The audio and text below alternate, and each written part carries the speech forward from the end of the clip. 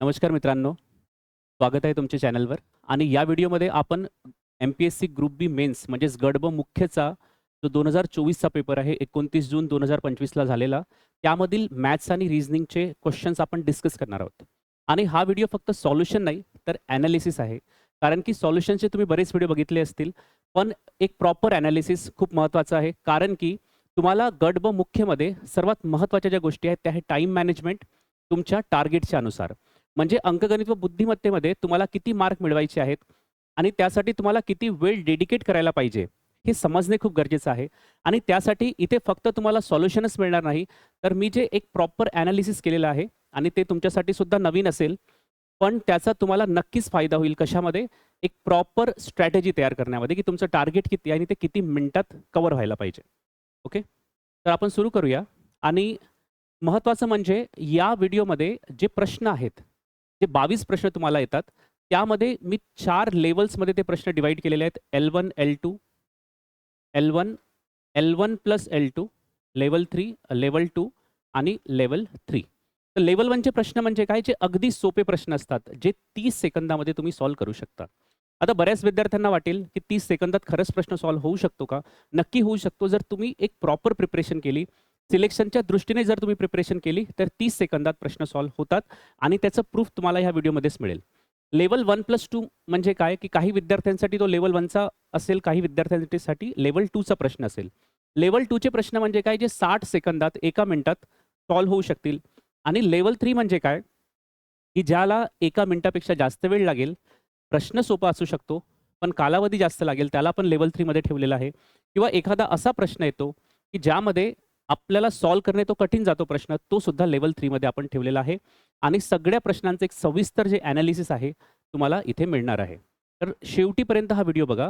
त्याच सोबत एका प्रश्नाला सॉल्व्ह करण्याच्या किती डिफरंट वेज होऊ शकतात, ते आपण इथे डिस्कस करणार आहोत. तर नक्कीच शेवटच्या प्रश्नापर्यंत तुम्हाला हा व्हिडिओ बघायचा आहे. तर तुम्हाला एक खूप फायदा होऊ शकेल. तर बघा 2024 मध्ये एकूण 22 प्रश्न मॅथ्स आणि रिझनिंग या घटकावर, या सब्जेक्टवर विचारलेले होते. त्यापैकी रिझनिंगचे 10 आणि मॅथ्सचे 12 प्रश्न होते. ओके? तर इतकं तर सर्वांनाच माहिती आहे. पण आता इथे थोडं डीप ॲनालिसिस आपल्याला करायचं आहे. तर आपण ह्या 3 लेव्हल्समध्ये प्रश्नांना डिव्हाईड केलेलं आहे. रिझनिंगचे जे 10 प्रश्न होते, त्यापैकी 5 प्रश्न ईझी म्हणजे L1 लेव्हलचे होते, म्हणजेच 30 सेकंदात होणारे. 5 जे आहेत ते मॉडरेट लेव्हलचे होते, म्हणजेच त्यांना आपण 60 सेकंदामध्ये सॉल्व्ह करू शकत होतो. आणि डिफिकल्ट असा एकही प्रश्न नव्हता. आणि तुम्ही जर एक प्रॉपर ॲनालिसिस केलं असेल, तर फक्त 2 ते 3 जास्तीत जास्त 4 प्रश्न जे आहेत, ते डिफिकल्ट लेव्हलचे असतात दोन्ही मिळून. तर हे तुम्हाला येणाऱ्या व्हिडिओमध्ये पण समजून येईल, या व्हिडिओमध्ये पण समजून येईल. रिझनिंगमध्ये एकही प्रश्न लेव्हल 3चा नव्हता. म्हणजे 5 आणि 5 10 प्रश्न तुम्ही टार्गेट करू शकले असते. मॅथ्सची जर गोष्ट केली, तर 2 प्रश्न ईझी आणि 8 प्रश्न मॉडरेट लेव्हलचे होते. आणि आपल्याला परीक्षेमध्ये डुएबल प्रश्न म्हणजे सॉल्व्ह करणारे प्रश्न कोणते असतात? तर जे ईझी आणि मॉडरेट असतात, तेच प्रश्न आपल्याला टार्गेट करायचे आहेत. तर जर आपण एकंदरीत बघितलं, तर 2 प्रश्न इथे मॅथेमॅटिक्समध्ये डिफिकल्ट होते. म्हणजे जे तुम्ही स्किप करू शकले असते आणि ते स्किप केलं तरच जास्त बेटर असेल. पण त्यांनाही सॉल्व्ह करण्याचा एक प्रॉपर वे काय आहे, ते आपण या व्हिडिओमध्ये डिस्कस करूया. आणि क्विक ॲनालिसिस जे आहे, ते आहे की टोटल ईझी प्रश्न म्हणजे जे लेव्हल 1चे प्रश्न होते, जे आपण 30 सेकंदामध्ये सॉल्व्ह करू शकत होतो. असे 7 प्रश्न होते. त्याला 3.5 ते 4 मिनिटांचा वेळ आपण देऊ शकत होतो. टोटल मॉडरेट प्रश्न 13 होते. म्हणजे जे 60 सेकंदामध्ये सॉल्व्ह होऊ शकले असते. एक प्रश्न 1 मिनिटामध्ये सॉल्व्ह होऊ शकला असता. तर 13 प्रश्न होते. असे 12 ते 13 मिनिटे तुम्ही कालावधी इथे गृहीत धरू शकता. आणि टोटल डुएबल क्वेश्चन्स होते 20. 2 मॅथेमॅटिक्सचे डिफिकल्ट क्वेश्चन सोडले, तर 20 प्रश्न आपण 15 ते 16 मिनिटांमध्ये टार्गेट करू शकत होतो. आणि अभ्यास जे करणार आहेत प्रॉपर पद्धतीने, ज्यांना सिलेक्शन पाहिजे आहे, हा त्यांच्यासाठी कालावधी आहे. ज्या विद्यार्थ्यांनी अभ्यास केलेला नाही, ते 15 ते 16 मिनिटात 20 प्रश्न सॉल्व्ह करू शकणार नाहीत. पण तो अभ्यास कसा करायचा आणि टार्गेट कसं करायचं, कुणाला जर समजून घ्यायचं असेल, तर ते नक्की संपर्कात येऊ शकता, कॉन्टॅक्ट करू शकता. तर अशा प्रकारे हे ॲनालिसिस आहे. आणि याचं PDF सुद्धा आपण टेलिग्राम चॅनलला तुम्हाला अवेलेबल करून देत आहोत. ओके. आता बघा, हे प्रश्न जे आहेत, हे ॲनालिसिस सुद्धा तुम्हाला PDFमध्ये मिळेल. की प्रश्न 22 प्रश्न जे आहेत, त्यांच्यापैकी कोणता प्रश्न कोणत्या लेव्हलचा होता, जसे ऑड वन आउट. रिझनिंगचा प्रश्न होता, लेव्हल 1चा होता आणि वेळ किती लागेल? 30 सेकंदाचा लागेल. अशी सविस्तर माहिती जी आहे, तुम्हाला ह्या टेबलमध्ये मिळेल. तर ते तुम्ही बघू शकता आणि PDFमध्ये सुद्धा तुम्हाला अवेलेबल करून दिलेलं आहे. तर आता आपण प्रश्नांना सुरुवात करूया. पण त्याआधी एक महत्त्वाची गोष्ट, ग्रुप बी व ग्रुप सी मुख्य परीक्षा जी आहे, म्हणजे 17 मेला गट ब आहे. आणि त्याच्या पुढे मग गट क मुख्यची परीक्षा सुद्धा आहे. तर त्यासाठी डेली सराव मॅथ्स आणि रिझनिंगच्या प्रश्नांचा 22 प्रश्नांचा जो आहे, तो आपल्या चॅनलवर सुरू होत आहे. 27 एप्रिलला तुम्हाला आपल्या टेलिग्राम चॅनलवर एक PDF मिळेल. एका दिवसाचा वेळ मिळेल तुम्हाला ती PDF सॉल्व्ह करायची आहे.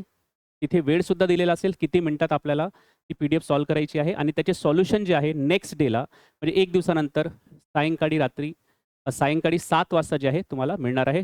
टेलिग्राम चॅनल तुम्ही नोट डाउन करू शकता. सुशील दरबारे मॅथ्स आणि लिंक दिलेली आहे. तर चला आता प्रश्नांना आपण सुरुवात करूया आणि हे जे ॲनालिसिस आहे ते तुम्हाला खूप महत्त्वाचं असेल आणि ज्यामध्ये लेव्हल 1चा प्रश्न लिहिलेला आहे, तो खरंच लेव्हल 1चा प्रश्न होता का? ते सुद्धा तुम्ही इथे ॲनालिसिस करू शकता. ओके. तर पहिला प्रश्न बघा. पहिला प्रश्न होता खालीलपैकी कोणते इतरांपेक्षा वेगळे आहे? म्हणजे याला आपण ऑड वन आउट म्हणतो. लेव्हल 1चा प्रश्न होता 30 सेकंदात हा आपण सॉल्व्ह करू शकलो असतो. 4 इथे शब्द दिलेले आहेत. मीटर, यार्ड, मैल आणि एकर. आता आपण बघू शकतो, की लांबी जी मोजायची असते आपल्याला, ते आपण मीटरमध्ये मोजू शकतो, यार्डमध्ये मोजू शकतो, मैलामध्ये मोजू शकतो. एकरमध्ये आपण क्षेत्रफळ मोजतो. ओके. एकरमध्ये काय मोजतो आपण? क्षेत्रफळ. म्हणजेच हा जो चौथा पर्याय तो वेगळा झालेला आहे आणि हे तिन्ही पर्याय सारखे आहेत कारण की यामध्ये आपण लांबी मोजतो किंवा डिस्टन्स किंवा अंतर मोजतो. ओके. तर म्हणून पर्याय क्रमांक कोणता येईल? 4 हे या प्रश्नाचे उत्तर असेल. तर डेफिनेटली आपण 30 सेकंदामध्ये हा प्रश्न सॉल्व्ह करू शकलो असतो. असे प्रश्नच आपल्याला आधी चूज करावे लागतात. याच म्हणजे कोणते प्रश्न चूज करायचे हाच एक महत्त्वाचा उद्देश आहे, की तुमचा जो पण टार्गेट असेल, तुमचा टार्गेट असेल 12 प्रश्नांचा, 15 प्रश्नांचा, 17 प्रश्नांचा, तर त्यासाठी योग्य वेळ किती द्यायला पाहिजे तुम्हाला आणि चॉईस ऑफ क्वेश्चन्स कशाप्रकारे तुम्हाला ते सिलेक्ट करायचे आहेत, ते आपल्याला ह्या व्हिडिओजमधून या मेन्सचे जे प्रश्नांची सीरीज आहे त्याच्या थ्रू तुम्हाला माहिती होईल. दुसरा प्रश्न आहे संख्या मालिकेचा. ओके. आता तुम्हाला इथे बघूनच संख्या मालिका दिसत आहे. तर हा प्रश्न वाचण्याची आवश्यकता नाही आहे. हे खालील संख्या मालिकेत प्रश्नचिन्हाच्या जागी काय येईल? लगेच आपल्याला माहिती आहे की क्वेश्चन मार्कच्या जागी काय येणार आहे आणि हा प्रश्नसुद्धा लेव्हल 1चा मी इथे लिहिलेला आहे. खरंच हा प्रश्न लेव्हल 1चा आहे का? हे आपल्याला समजून घ्यायचं आहे. तर बघा सीरीज कमी-कमी होत चाललेली आहे आणि खूप जास्त संख्या वेगाने कमी होत नाही आहेत. संख्या वेगाने कमी झाल्या तर ते डिव्हाईड असते म्हणजे भागाकार सीरीज असते. पण इथे संख्या कमी-कमी होत चाललेल्या आहेत म्हणजे इथे फरक असेल तर इथे किती फरक आहे? -19 झालेले आहेत. इथे -17 झालेले आहेत. आता -19 आणि -17 ह्या दोघांवरून आपल्याला लक्षात येईल, की 19 आणि 17 मूळ संख्या आहेत. तशाच प्रकारे ऑड नंबर्स पण आहेत, म्हणजे विषम संख्या पण आहेत आणि 2-2चा फरक सुद्धा असू शकतो. पुढील फरकावरून आपल्याला लक्षात येईल, की एक्झॅक्ट लॉजिक कोणते आहे. तर 64 आणि 51 मध्ये 13चा फरक आहे. म्हणजे आता एक फिक्स झालेला आहे, की मूळ संख्या लॉजिक आहे. 19 कमी झाले, 17 मायनस झाले, 13 मायनस झाले. आता किती मायनस होतील? पुढची मूळ संख्या आहे 11. तर 11 मायनस झाले तर उत्तर किती येणार? 40. तर हा अगदी लेव्हल 1चा प्रश्न होता. पुन्हा तुम्हाला जे PDF मिळेल त्यामध्ये वेळ लावून परत हे प्रश्न सॉल्व्ह करून बघा. तुम्हाला लक्षात येईल, की कोणते प्रश्न आधी करायचे आहेत आणि कोणते स्किप करायचे आहेत. तिसरा प्रश्न जो होता, तो याला आपण नंबर पझल म्हणतो. म्हणजे संख्यांवर आधारित जे पझल्स असतात तशा प्रकारचे हे प्रश्न आहेत. तर प्रश्नचिन्हाच्या जागी कोणती संख्या आहे, हे आपल्याला शोधायचं आहे. तर इथे आपण बघू शकतो, इथे 84 आहे, तिथे 7 आहे आणि क्वेश्चन मार्क आहे. 5 आहे, 60 इथे आहेत आणि क्वेश्चन मार्क आहे. तर इथे सिंपल एक लॉजिक होतं, की 84ला 7ने भाग दिला तर किती येतील? 12. 108ला 9ने भाग दिला तरीसुद्धा 12 येतील. 3ने 36ला भाग दिला तरीसुद्धा 12 येतील आणि 5ने 60ला भाग दिला तर 12 येतील. म्हणजे इथे येणारी संख्या कोणती आहे? 12. म्हणजे पर्याय क्रमांक 4 हे या प्रश्नाचे योग्य उत्तर असेल. ओके. तर हा प्रश्नसुद्धा लेव्हल 1चा होता. म्हणजे आपण जे लेव्हल केलेले आहेत ते आपण इथे प्रूफ करून सुद्धा बघत आहोत, की खरंच ते लेव्हल 1चे किंवा लेव्हल 2चे प्रश्न होते की नाही. पुढील प्रश्न बघा. खालील संख्या श्रेणी पूर्ण करा. हा सुद्धा रिझनिंगचा प्रश्न आहे. संख्या मालिकेचा प्रश्न आहे आणि आपण इथे बघू शकतो, की 37, 37, 37 म्हणजे अल्टरनेट नंबर नंतर 37 येत आहे. तर इथे अल्टरनेट नंबर नंतर 37 येईल आणि उर्वरित संख्या आहेत त्यांची एक सीरीज तयार होईल. तर 36 - 2 34, 34 - 2 32 आणि 32 - 2 30. तर अशा प्रकारे हा प्रश्नसुद्धा लेव्हल 1चा होता आणि पर्याय क्रमांक 4 हे या प्रश्नाचे योग्य उत्तर आहे. सामान्यतः पूर्व परीक्षा आणि मुख्य परीक्षा यांच्या लेव्हलमध्ये तितका काही फरक नसतो. तुम्ही पूर्वची तयारी करत आहात तर मुख्य पण प्रिपेअर होईल आणि मुख्यची तयारी करतात तर पूर्व परीक्षा पण प्रिपेअर होतील. पुढील प्रश्न जो आहे वेन आकृतीवर आहे. वेन आकृतीमध्ये 2 प्रश्न तरी विचारण्यात आलेले आहेत. तर वेन आकृतीमध्ये अशा आकृत्या असतात आणि त्या आकृत्या विविध घटकांना रिप्रेझेंट करतात. ओके, दर्शवितात. इथे काय म्हटलेलं आहे, की दिलेली आकृती एका विद्यालयातील विविध खेळाडूंचे प्रतिनिधित्व करते. चौरस जो आहे तो काय दर्शवितो? फुटबॉल. तर चौरस हा आहे बघा. तर हा दर्शविणार फुटबॉल. ओके, हे समजण्यासाठी मी तुम्हाला इथे लिहितोय. अदरवाईज प्रश्न तुम्ही खूप आधी लवकरच सॉल्व्ह करू शकता. त्रिकोण क्रिकेट खेळाडूंचे प्रतिनिधित्व करतो. म्हणजे हा त्रिकोण जो आहे तो क्रिकेटला दर्शविणार. त्यानंतर म्हटलेलं आहे की वर्तुळ जे आहे कबड्डी, वर्तुळ जे आहे ते कबड्डीला दर्शविते. तर अशा प्रकारे हे जे 3 आकृत्या आहेत त्या विविध यांना दर्शवितात. पुढे म्हटलेलं आहे प्रश्न काय आहे, तर आपण इथे ही माहिती जी आहे, ती वाचल्यानंतर सरळ प्रश्न बघूया. कबड्डी व क्रिकेट हे दोन्ही खेळ खेळणारे. कबड्डी व क्रिकेट. आता कबड्डी म्हणजे काय? वर्तुळ आणि क्रिकेट म्हणजे काय? त्रिकोण. ह्या दोघांमध्ये जे कॉमन असतील अशा संख्या. आता दोघांमध्ये कॉमन संख्या कोणत्या आहेत? तर आपण बघू शकतो इथे 10 आणि 7. हे कबड्डीसुद्धा खेळतात आणि क्रिकेटसुद्धा खेळतात. 10 आणि 7. परंतु पुढे म्हटलेलं आहे फुटबॉल न खेळणारे. फुटबॉल न खेळणारे म्हणजे फुटबॉल चौरसाने दर्शविण्यात आलेला आहे. तर ते चौरसामध्ये नसतील. तर 10 तर चौरसामध्ये आहे, पण आपल्याला फुटबॉल न खेळणारे पाहिजेत. म्हणजे ती संख्या कोणती असेल? 7. ओके. तर इथे एक संख्या आलेली आहे 7. आणि फक्त क्रिकेट खेळणाऱ्या खेळाडूंचे गुणोत्तर किती आहे? फक्त क्रिकेट खेळणारे म्हणजे क्रिकेट खेळणारे त्रिकोणाने दर्शविण्यात येत होते आणि ते इतर आकृतीसोबत इंटरसेक्ट करणार नाहीत. ओके. इतर आकृतीला छेदणार नाहीत किंवा त्यांच्यामध्ये कॉमन नसतील असेच जे खेळाडू आहेत ते कशामध्ये येतील? फक्त क्रिकेट खेळणाऱ्यांमध्ये. तर फक्त क्रिकेट खेळणाऱ्यांमध्ये आपल्याला दिसत आहे 14 ही संख्या आहे. म्हणजे 7 आणि 14 यांचे गुणोत्तर घ्यायचे. तर 7 एक 7 आणि 7 दोन्ही 14 म्हणजेच पर्याय क्रमांक 1 ह्या प्रश्नाचे योग्य उत्तर असणार आहे. तर वेन आकृतीचा प्रश्न सोपा असतो. आपण लेव्हल 1 किंवा 2 मध्ये टाकू शकतो. कारण की कोणते वर्तुळ किंवा कोणती आकृती कोणत्या घटकाला दर्शवित आहे हे वाचण्यासाठी, समजण्यासाठी थोडा वेळ लागू शकतो. पण नक्कीच एका मिनिटात आपण हा प्रश्न परीक्षेमध्ये टार्गेट करू शकतो. ओके. पुढील प्रश्न बघा. प्रश्न क्रमांक 6 आणि हे जे 10 रिझनिंगचे प्रश्न झाले त्यानंतर मॅथ्सचे प्रश्न येणार आहेत. तर तिथपर्यंत तुम्ही नक्की बघा कारण की मॅथ्स बऱ्याच जणांना डिफिकल्ट वाटतो. पण तो नसतो. ते कशाप्रकारे आपल्याला हँडल करायचे आहेत प्रश्न ते आपण पुढे बघणार आहोत. तर प्रश्न क्रमांक 6 जो आहे दिशामापनाचा प्रश्न आहे. सोपा असतो दिशामापनाचा प्रश्न. त्याला लेव्हल 1 किंवा 2 मध्ये तुम्ही टाकू शकता. काय म्हटलेलं आहे? सचिन उत्तरेकडे तोंड करून उभा आहे. म्हणजे ही उत्तर दिशा, इकडे तोंड करून उभा आहे. तो सरळ 10 किलोमीटर चालतो. तर आपण एक आकृती तयार करूया, की 10 किलोमीटर चालला तो आणि सुरुवातीच्या स्थानाला तुम्ही सर्कल करत जा. म्हणजे तुम्हाला समजून येईल, की सुरुवातीचे स्थान कोणते आहे. तर 10 किलोमीटर चालतो आणि उजवीकडे वळतो. आता तो उजवीकडे वळाला, इकडे व 4 किलोमीटर चालतो. तर हे 4 किलोमीटर झाले. परत उजवीकडे वळून 15 किलोमीटर चालतो. आता बघा, उजवीकडे म्हणजे खाली येणार. तर आता 15 किलोमीटर जायचं आहे, तर हे 10 आहेत, तर हे पुढचे जे डिस्टन्स आहे ते सुद्धा 10 होणार आणि इथून पुन्हा आपल्याला 5 किलोमीटर पुढे जायचं आहे. ओके. तर अशा प्रकारे ब्रेकिंग जे आहे म्हणजे आधीच आपण डिस्टन्सला 15 किलोमीटरला तोडून टाकलेलं आहे 10 आणि 5 मध्ये. तुम्हाला सुद्धा असं आधीच करायचं आहे कारण की नंतर कन्फ्युजन होणार नाही. व शेवटी उजवीकडे वळून 16 किलोमीटर चालला. उजवीकडे म्हणजे या दिशेला येईल 16 किलोमीटर. तर बघा, हे झाले 4 तर इथपर्यंत 4 किलोमीटर येईल आणि 16 किलोमीटर जायचं होतं, तर पुन्हा 12 किलोमीटर इथे येईल आणि हे झाले शेवटचे स्थान. सामान्यतः सुरुवातीच्या स्थानाला आपण सर्कलनी दर्शविणार आणि शेवटचे स्थान जे आहे ते आपण बॉक्सने दर्शवायचे आहे. ओके. आता तो आपल्या मूळ स्थानापासून किती अंतरावर आहे? 2 बिंदूमधील अंतर काढायचे आहे. तर आपल्याला सरळ रेषा काढावी लागते. सरळ रेषेने त्या अंतराला जोडावे लागते. तर आपण हे सुरुवातीचे स्थान आणि शेवटचे स्थान यांना जोडले आणि तिरपी रेषा जिथे तयार होते, तिथे पायथागोरसचा प्रमेय आपल्याला कामात येतो आणि पायथागोरसचा प्रमेय अप्लाय करण्यासाठी काटकोन त्रिकोण म्हणजे राइट अँगल ट्रायंगल तयार करावा लागतो. तर इथे आपण काटकोन त्रिकोण तयार करूया आणि हे जे अंतर आहे ते किती होते? आता काटकोन त्रिकोण तयार केला आणि हे अंतर आपल्याला काढायचे आहे. तर पायथागोरस प्रमेयाचा उपयोग करून x वर्ग बरोबर बाजू 1 वर्ग. बाजू 1 कोणती आहे?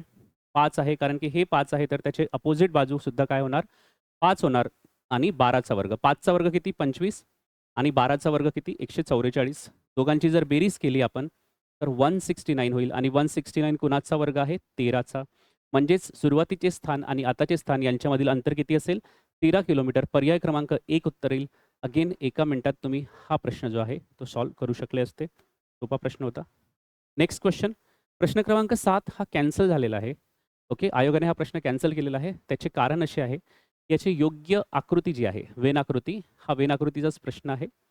तर इथे म्हटलेलं होतं खालीलपैकी कोणती वेन आकृती व्यावसायिक म्हणजे प्रोफेशनल्स, वकील आणि न्यायाधीश यांच्यातील संबंध दर्शवितो. आता बघा व्यावसायिक जे आहेत ते वकीलसुद्धा असतात आणि न्यायाधीशसुद्धा असतात. म्हणजे जे प्रोफेशनलचं सर्कल आहे, समजा हे प्रोफेशनल किंवा व्यावसायिकचं सर्कल असेल, तर याला वकील आणि न्यायाधीश दोघांचे सर्कल म्हणजे कनेक्ट झाले पाहिजेत. ओके, इंटरसेक्शन झालं पाहिजे त्यांचं. आणि जर वकील आणि न्यायाधीश म्हटलं तर वकील जे असतात ते न्यायाधीश सुद्धा असू शकतात आणि न्यायाधीश जे आहेत ते वकील असतात. त्यामुळे याची आकृती अशा प्रकारे तयार होईल की समजा वकील, न्यायाधीश आणि व्यावसायिक. तर वकील जे आहेत ते न्यायाधीश सुद्धा असू शकतात आणि न्यायाधीश वकील असतात आणि व्यावसायिक हे दोन्ही आहेत. तर अशा प्रकारे ही आकृती पाहिजे होती, पण ती पर्यायामध्ये नव्हती. त्यामुळे आयोगाने हा प्रश्न कॅन्सल केलेला आहे. ओके. तर वेन आकृतीचा हा दुसरा प्रश्न आहे. त्यानंतर बघा प्रश्न क्रमांक 8. याला आपण विविध प्रश्नांमध्ये कन्सिडर करू शकतो. विविध प्रश्न म्हणजे जे कोणत्याही घटकात नसतात, पण म्हणजे त्यावेळी आपल्याला काहीतरी लॉजिक लावून ते प्रश्न सॉल्व्ह करावे लागतात. आता इथे काय म्हटलेलं आहे, खालील गणितीय पदावलीचे मूल्य शोधा, ज्यामध्ये विशिष्ट क्रमाने येणारी 27 पदे आहेत. ठीक आहे. मूल्य शोधायचं आहे म्हणजे यांची बेरीज वजाबाकी करायची आहे आणि 27 एकूण पदे आहेत. आता बघा आयोगालाही माहिती आहे की 27 संख्यांची बेरीज किंवा वजाबाकी करण्यासाठी खूप वेळ लागेल. तर त्याच्यामध्ये काहीतरी लॉजिक लपलेलं असेल. तर आता तुम्ही इथे व्यवस्थितरित्या जर ह्या संख्या मालिकेला बघितलं, तर तुम्हाला लक्षात येईल की 5 संख्यांची मालिका रिपीट होत आहे बघा. 3 + 5 - 6 + 2 - 4. पुन्हा सुद्धा तीच संख्या मालिका रिपीट झालेली आहे. म्हणजे 5-5 चे गट जे आहेत ते रिपीट होत आहेत. तर 27वे पद कोणते असेल? तर बघा पहिले 5 पद, मग 5 पद, मग 5, 5 असे 5 वेळा असेल आणि पहिली आणि दुसरी संख्या जी असेल ती 26 आणि 27वे पद असेल. तर आपण काय करणार? पहिल्या 5 संख्यांची बेरीज करणार, बेरीज आणि वजाबाकी. त्यांचे जे मूल्य येईल तेच मूल्य पुढच्या 5 ग्रुपचे असणार आहे. ओके. तर बघा 3 आणि 5 8, 8 - 6 2, 2 आणि 4 2 आणि 2 4 आणि 4 - 4 किती? 0. म्हणजे हे जे 5-5 चे ग्रुप रिपीट होत आहेत, त्यांचे मूल्य किती येत आहे? 0 मूल्य येत आहे. तर म्हणजे याचे पण 0 असेल, याचे पण 0 असेल, म्हणजे याचे मूल्यसुद्धा 0, ह्या 5 संख्यांचे मूल्यसुद्धा 0. म्हणजे सर्व या 5-5, 5-5 संख्या आहेत त्यांचे मूल्य 0-0 येणार. म्हणजे 25 संख्यांची बेरीज झाली 0. आणि आता 26 आणि 27वी संख्या कोणती असेल? 26वी संख्या असेल 3, 27वी संख्या असेल 5 आणि इथे सीरीज थांबवण्यात आलेली आहे. कारण की आपल्याला 27 पदांचीच बेरीज करायची आहे. तर किती होणार? 3 आणि 5 8 हे या प्रश्नाचे उत्तर असेल. प्रश्न डिफिकल्ट नव्हता. फक्त त्याला व्यवस्थित वाचून ऑब्झर्व्ह करायचं होतं की कशाप्रकारे संख्या येतील आणि असा प्रश्न आला तर डेफिनेटली एक संख्यांचा जो गट आहे तो रिपीट होत जाणार आहे. ओके. समजा आपल्याला 28 पदांची बेरीज विचारली असती तर 5 5 5 करून 25 पदे झाली असती आणि मग पुन्हा सुरुवातीची 3 पद आपण प्लस किंवा मायनस केली असती. तर इथे 27 ऐवजी 28 29 अशा प्रकारे कोणतेही म्हणजे संख्या इथे असू शकली असती. या प्रश्नाचे उत्तर किती आहे? पर्याय क्रमांक 2. त्यानंतर प्रश्न क्रमांक 9 अक्षर श्रेणीचा होता. खूपच सोपा प्रश्न होता. अक्षर श्रेणीमध्ये आपण काय करतो, की पहिल्या अक्षराचा संबंध प्रत्येक गटाच्या पहिल्या अक्षरासोबत जुळतो. तर आपण बघू शकतो ओ, पी, क्यू म्हणजे सलग सीरीज तयार होत आहे +1 +1 म्हणजे जे लेटर्स आहेत इंग्रजी अक्षरे आहेत ए, बी, सी, डी त्याच्यामध्ये सिक्वेन्समध्ये येणारी अक्षरे आहेत. ओच्या नंतर पी येतो, पीच्या नंतर क्यू, क्यूच्या नंतर आता काय येणार आर आणि तुम्ही बघितलं तर पहिल्याच पर्यायामध्ये पहिले अक्षर कोणते आहे? आर. तर इथे पुढे सुद्धा सॉल्व्ह करण्याची गरज नव्हती. म्हणजे डेफिनेटली हा प्रश्न तर 30 सेकंदाच्या आधी सुद्धा तुम्ही सॉल्व्ह करू शकले असते. म्हणून हा लेव्हल 1चा प्रश्न आहे. व्यवस्थितरित्या तुम्हाला हे लेव्हल्स लक्षात ठेवायचे आहेत आणि त्यानुसार तुम्हाला टार्गेट आपले सेट करायचे आहेत, की किती मार्क्स मिळवायचे आहेत आणि किती वेळ आपल्याला देऊ शकतो आपण. ओके. बघा प्रश्न क्रमांक 10 ब्लड रिलेशनचा प्रश्न आहे. लेव्हल 2चा म्हटलेला आहे आपण. कारण की ब्लड रिलेशनमध्ये थोडासा विचार करावा लागतो किंवा प्रश्न वाचताना, डायग्राम तयार करताना थोडा वेळ लागू शकतो. तर बघा, काय म्हटलेलं आहे? एका मुलीने एका मुलाची ओळख तिच्या काकांच्या म्हणजे ओळख करून देत आहे. कोण? एक मुलगी. ही एक मुलगी आहे. आता मुलीला तुम्ही प्लस मायनस किंवा दुसऱ्या कशाही प्रकारे दर्शवू शकता. मी ब्लड रिलेशन शिकवताना फिमेल जे आहे ते सर्कलनी आणि पुरुष जे आहेत ते बॉक्सनी दर्शवितो. तर बघा ही एक मुलगी आहे. ज्या मुलीची गोष्ट इथे केली जात आहे. तर ही ती मुलगी झालेली आहे. तर एका मुलीने एका मुलाची ओळख तिच्या काकांच्या म्हणजे बघा इथून सुरुवात होत आहे रिलेशन. तिच्या काकांच्या. आता बघा तिचे काका. काका म्हणजे कोण? वडिलांचे भाऊ. पण समजा इंग्रजीमध्ये अंकल असा शब्द असेल, तर वडिलांचे भाऊ सुद्धा होऊ शकते किंवा आईचा भाऊ सुद्धा होऊ शकतो. म्हणजे मामा किंवा काका दोन्ही होऊ शकतात. तर कधी कन्फ्युजन झालं तर इंग्लिशमध्ये रेफर करायचा शब्द, की तिथे अंकल आहे, की मॅटर्नल अंकल आहे, की पॅटर्नल अंकल आहे. पॅटर्नल अंकल असेल तर काका होतात, मॅटर्नल अंकल असेल तर मामा होतील आणि इथे फक्त काका म्हटलेलं आहे. तर दोन्ही पॉसिबिलिटीज आहेत. पण सामान्यतः काका म्हणजे आपण वडिलांचे भाऊ घेतो. तर आपण इथे वडिलांचे भाऊ म्हणजे हे झाले काका. बघा, तिच्या काकाच्या वडिलांच्या. तर काकाचे वडील, तर हे काकाचे वडील झाले म्हणजे हिच्या वडिलांचे वडील झाले. वडिलांच्या मुलीचा, आता वडिलांची मुलगी, तर वडिलांची मुलगी म्हणजे यांची बहीण होणार. वडिलांच्या मुलीचा मुलगा आहे. म्हणजे हा तो मुलगा आहे जिच्याविषयी ती मुलगी जी आहे त्याची ओळख करून देत आहे. बघा पुन्हा एकदा, मुलीचे काका म्हणजे वडिलांचे वडील, काकाचे वडील, वडिलांची मुलगी आणि मुलीचा मुलगा. तर आता म्हटलेलं आहे तर मुलगा आणि मुलीचे नातेसंबंध काय? मुलगा आणि मुलगी. तर हे कझन आहेत. ओके. चुलत भाऊ-बहीण आहेत. तर पण इथे तसा पर्याय नाही आहे. भाऊ आहे, मुलगा आहे, काका आहे आणि भाचा आहे. आता इथे लक्ष देण्यायोग्य गोष्ट आहे, की समजा इंग्रजीमध्ये काका नसेल आणि अंकल हा शब्द वापरलेला असेल, तर अंकल म्हणजे हे जे काका आहेत किंवा अंकल जे आहेत, तो आईचा भाऊसुद्धा असू शकतो आणि इथे तीच कंडिशन होती, आईचा भाऊ, ओके, म्हणजे काका आणि हा जो होणार मग तो कोण होणार? हिचा मुलगा होणार. ओके. तर आपण पुन्हा एकदा मी डायग्राम थ्रू तुम्हाला समजवतो. इथे काका घेतलं तर चुलत भाऊ-बहीण येतायत, पण तो पर्याय नाहीये. तर आता आपण अंकल म्हणजे मॅटर्नल अंकल घेऊया. म्हणजेच मामा म्हणून कन्सिडर करूया. तर काय होईल बघा, एक मुलगी, तिची आई आणि तिचा भाऊ म्हणजे अंकल, तिचे वडील आणि वडिलांची मुलगी म्हणजे हिची आई, हिचा मुलगा म्हणजे हिचा कोण होणार? भाऊ होणार. तर नातेसंबंध कोणते आहे? भावाचे नातेसंबंध आहे. तर अशा प्रकारे आपण लक्ष ठेवायचं ब्लड रिलेशनमध्ये. सामान्यतः जर कन्फ्युजन होत असेल, तर इंग्रजीमध्ये ते शब्द जे आहेत टॅली करून बघायचे आहेत. तर लेव्हल 2चा हा प्रश्न होता आणि अशा प्रकारे हे रिझनिंगचे 10 प्रश्न होते. आता यानंतर सर्वात जास्त जी भीती वाटते विद्यार्थ्यांना ती मॅथ्सची वाटते. पण आता हे एनालिसिस बघून तुम्हाला लक्षात येईल, की मॅथ्स तितका घाबरवणारा विषय नाहीये, जर आपण थोडा विचार करून अभ्यास केला तर. तर बघा, प्रश्न क्रमांक 11 आणि मॅथेमॅटिक्सचा हा पहिला प्रश्न, अंकगणिताचा पहिला प्रश्न. काय म्हटलेलं आहे? जर घड्याळात म्हणजे क्लॉक ह्या टॉपिकचा प्रश्न आहे आणि तुम्हाला जे मी टॉपिक वाईज एक एनालिसिस दिलेलं आहे त्याच्यामध्ये कोणत्या घटकावरील प्रश्न आहे ते सुद्धा नोट डाउन करण्यात आलेलं आहे. ओके. जर घड्याळात सकाळचे 8 तास 20 मिनिटे झाले असतील, तर तास काटा व मिनिट काटा यांच्यामधील कोन किती अंशाचा असतो? तर अगदी सोपा प्रश्न आहे. ज्यांना येत असेल ते 30 सेकंदातच सॉल्व्ह करू शकतील.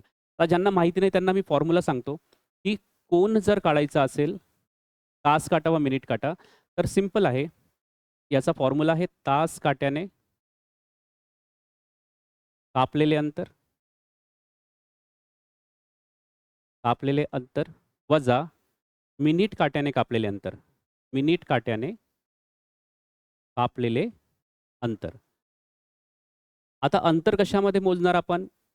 कोन आहे तर डिग्रीमध्ये मोजणार, अंशामध्ये, अंशामध्ये मोजणार. ठीक आहे. तर आता काय मेथड आहे? तास काट्याने कापलेले अंतर. वेळ किती झालेला आहे? 8 तास 20 मिनिटे. तर तास काट्याने हा पूर्ण वेळ चाललेला असेल 8 तास आणि 20 मिनिटे. म्हणजे एकूण मिनिटे किती झाली तास काट्यासाठी? तास काट्यासाठी एकूण वेळ किती झाला? 8 गुणिले 60 अधिक 20. यांना मिनिटांमध्ये कन्व्हर्ट करावं लागेल कारण की तास आणि मिनिटे आहेत. तर 8 सक 48 म्हणजे 480 अधिक 20 500 मिनिटांचे अंतर झालेले आहे. ओके. तर 500 मिनिटांमध्ये तास काटा जो आहे अर्धे अंतर चालतो. जितका वेळ असेल त्याचे अर्धे करायचे. म्हणजे 500 मिनिटांचा वेळ आलेला आहे. तर तास काट्याने कापलेले अंतर किती होणार? 250 डिग्री. लक्षात आलं? की जर जितके मिनिटे असतील, समजा 100 मिनिटांचे अंतर तास काट्याने कव्हर केलेले आहे, तर डिग्री किती होणार? 50 डिग्री. म्हणजे तास काट्याच्या वेळी आपण ते जे मिनिटे आहेत त्यांना अर्धे करतो, हाफ करतो, 2ने भाग देतो. तर ते कशामध्ये कन्व्हर्ट होणार? डिग्रीमध्ये कन्व्हर्ट होणार. आणि दुसरं आहे मिनिट काट्याने कापलेले अंतर. तर मिनिट काट्यासाठी फक्त मिनिटांचाच वापर केला जातो. म्हणजे 20चाच वापर करणार. कारण की प्रत्येक तासानंतर मिनिट काटा त्याच स्थानी येतो. याचा अर्थ काय? मिनिट काटा त्या स्थानी आला म्हणजे 0 डिग्री अंतर कव्हर झाले. म्हणून मिनिट काट्यासाठी फक्त 20 हे अंतर कव्हर करायचे, कन्सिडर करायचे, गृहीत धरायचे आणि मिनिट काट्याने किती अंशाचा कोन कव्हर केलेला आहे, तर त्यासाठी जितकेही मिनिटे असतील त्याला आपण काय करतो? 6ने मल्टिप्लाय करतो. आता यामागचे लॉजिक समजवण्यासाठी यामध्ये वेळ नाहीये, पण असं तुम्ही करू शकता, की जितका वेळ तास काट्याचा असेल त्यासाठी पूर्ण वेळ कन्सिडर करायचा, त्याला मिनिटांमध्ये कन्व्हर्ट करायचं आणि हाफ करायचं आणि मिनिट काट्यासाठी फक्त मिनिटे गृहीत धरायची आणि त्याला 6ने गुणाकार करायचा. म्हणजेच 120 डिग्री आणि ह्या दोघांचा फरक किती आहे? 130 डिग्री म्हणजे या प्रश्नाचे उत्तर काय येणार? पर्याय क्रमांक 1 हे उत्तर येईल. तर ज्याला माहिती असेल तो डेफिनेटली 30 सेकंदात हा प्रश्न सॉल्व्ह करू शकतो. आता जर तुम्हाला समजलेलं असेल, की तास काट्याने कापलेले अंतर व मिनिट काट्याने कापलेले अंतर, तर तुम्ही परीक्षेमध्ये हा फॉर्म्युला तर लिहिणार नाही. मग कशाप्रकारे सॉल्व्ह करणार बघा, इथेच सॉल्व्ह करूया आपण. 8 सक 48 किंवा एका तासाचे किती? 60 मिनिटे असतात. 60 मिनिटात 30 डिग्री जातो तास काटा. तर असं पण लक्षात ठेवू शकता, एका तासात तास काटा 30 डिग्री जातो. तर 8 तासात किती जाईल? 30 गुणिले 8 म्हणजे 240 आणि 20 मिनिटात 10 डिग्री जाईल. 240 आणि 10 250. परीक्षेमध्ये तुम्ही अशा प्रकारे डायरेक्ट 250 लिहिणार आणि मिनिट काट्याने कापलेले अंतर किती? 20 गुणिले 6. 6 ने गुणाकार करायचा 120 आणि त्या दोघांची वजाबाकी किती? 130. तर अशा प्रकारे हा प्रश्न 30 सेकंदात तुमचा सॉल्व्ह होणारा आहे. ओके. प्रश्न क्रमांक 12. गुणोत्तर प्रमाणाचा हा प्रश्न आहे. ओके. लेव्हल 1+2 मध्ये टाकू शकता. तोंडी सुद्धा उत्तर येऊ शकेल आणि ते मी तुम्हाला सांगणार आहे की कशाप्रकारे आपण करू शकतो. म्हणजे या एनालिसिसवरून तुम्हाला ही कल्पना आली पाहिजे, की तुम्ही बरेच प्रश्न जे आहेत, आपण भीतीमुळे ते लिहूनच करतो. तुम्ही माइंडमध्ये सुद्धा सॉल्व्ह करू शकता ते प्रश्न. तर बघा इथे काय म्हटलेलं आहे, 60 लिटर मिश्रणात रंग आणि पाणी 3:2 प्रमाणात आहेत. म्हणजे गुणोत्तर दिलेलं आहे. 3:2 म्हणजे एकूण भाग किती झाले? 5. कुणाचे 5 भाग केले? 60चे 5 भाग केले. तर एका भागाची किंमत किती येईल? 60ला 5 ने भाग द्यावा लागेल. 60ला 5 ने भाग दिला तर 12 पंचे 60 होतात. म्हणजे एका भागाची किंमत 12 आलेली आहे. म्हणजे 3 भागांची किंमत किती होणार? 36 लिटर आणि 2 भागांची किंमत किती होणार? 24 लिटर. म्हणजे हे रंग आणि पाणी आपल्याला 60 लिटरमध्ये किती-किती आहेत ते मिळालेलं आहे. मेथडनी पण सांगतो आणि एक शॉर्ट ट्रिक पण सांगतो. किती लिटर पाणी घातल्यास प्रमाण 3:5 होईल? आता पाणीच घालायचे आहे आणि रंग तितकाचा तितकाच आहे. म्हणजे नवीन मिश्रण जे तयार होत आहे, त्यामध्ये रंग आहे 36 आणि पाणी आहे 24 + x असे गुणोत्तर तयार होईल आणि हे गुणोत्तर कुणाच्या बरोबर आहे? 3:5च्या बरोबर आहे. तर आपण क्रॉस मल्टिप्लिकेशन करून तिरप्या गुणाकाराने xची किंमत कॅल्क्युलेट करू शकतो किंवा तुम्ही डायरेक्टली सुद्धा करू शकता. 3 36 झाले म्हणजे एका भागाची किंमत किती आली? 12. 3 भागांची किंमत 36 म्हणजे एका भागाची किंमत 12. तर 5 भागांची किंमत किती होणार? 60. तर 24 मध्ये किती प्लस केले तर 60 होतील? तर 36 प्लस केले तर 60 होतील. म्हणजे एक्सची किंमत किती मिळालेली आहे आपल्याला? 60. किंवा तिरप्या गुणाकाराने सुद्धा तुम्ही हा प्रश्न सॉल्व्ह करू शकता. तर या प्रश्नाचे उत्तर किती येईल? 36 येईल. म्हणजे मेथडनी केलं आपण. आता बघा ज्याला कॉन्सेप्ट समजले असतील, तो कशाप्रकारे हा प्रश्न सॉल्व्ह करणार. काय म्हटलेलं आहे? 60 लिटर मिश्रणात रंग आणि पाणी 3:2 प्रमाणात आहेत. म्हणजे एकूण भाग 5 झाले. कुणाचे 5 भाग केले? 60चे म्हणजे एका भागाची किंमत 12. तर 3 भागांची किंमत किती? 36 आणि 2 भागांची किंमत किती? 24. म्हणजे रंग 36 किलोमीटर आणि पाणी रंग 36 लिटर आणि पाणी 24 लिटर आहे. किती लिटर पाणी घातल्यास प्रमाण 3:5 होईल? बघा हे नवीन मिश्रण आहे. नवीन मिश्रणात रंग किती भाग आहे? 3 भाग आणि रंगाची क्वांटिटी बदललेली नाही. कारण की फक्त पाणीच मिळवण्यात आलेलं आहे. म्हणजे नवीन मिश्रणात रंग 3 भाग आहे. तर 3 भाग रंग म्हणजेच किती? 36 लिटर. म्हणजे एका भागाची किंमत किती होईल? 12. म्हणजे पाणी किती लिटर असेल? तर 5 भाग आहे. एका भागाची किंमत 12 तर 5 भागांची किंमत किती? 60 लिटर आणि ऑलरेडी 24 लिटर पाणी होते. आता 60 लिटर झालेले आहे. म्हणजे किती पाणी मिळवण्यात आले? तर 36 लिटर पाणी मिळवण्यात आले. अशा प्रकारे इतक्या कमी लेखनात सुद्धा तुम्ही हा प्रश्न सॉल्व्ह करू शकता. त्यामुळे हा लेव्हल 2चा किंवा त्यापेक्षा कमी म्हणू शकतो. पण लेव्हल 2 कन्सिडर करा. एका मिनिटात हा प्रश्न तुम्ही सॉल्व्ह करू शकले असते आणि हा डेफिनेटली अचिवेबल प्रश्न आहे. त्यानंतर तुम्हाला जो थोडा भीती दाखवणारा घटक आहे, तो म्हणजे आलेख म्हणतो ज्याला आपण, ओके, किंवा ग्राफ म्हणतो, डेटा इंटरप्रिटेशन म्हणतो, तो आहे. पण घाबरायचं नाही. खूप सोपे प्रश्न असतात. ओके. आणि हे तुम्हाला समजून येईल आता. काय म्हणत आहे? खाली आलेखाचे अवलोकन करून खालील प्रश्नाचे उत्तर द्या.